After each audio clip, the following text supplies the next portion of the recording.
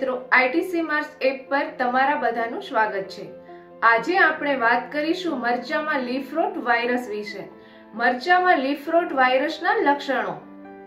ચેપગ્રસ્ત પાંદડા ધાર પર ઉપરની તરફ વળે છે। પાંદડા જાડા અને અસામાન્ય રીતે સખત બને છે। રોગગ્રસ્ત છોડ સામાન્ય રીતે વિકાસ પામતો નથી। ફળો ઓછી સંખ્યામાં ઉત્પન્ન થાય છે અને તેમનું કદ પણ નાનું હોય છે। છોડની રોપણી અવસ્થા છોડ નાના અને નબળા બને છે। મરચામાં લીફ કર્લ વાયરસ રોગના ફેલાવો।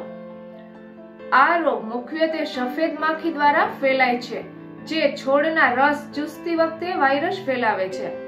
જે બીજ અથવા છોડને ચેપ લાગે તો રોગનો પ્રકોપ ઝડપથી વધી રહી છે।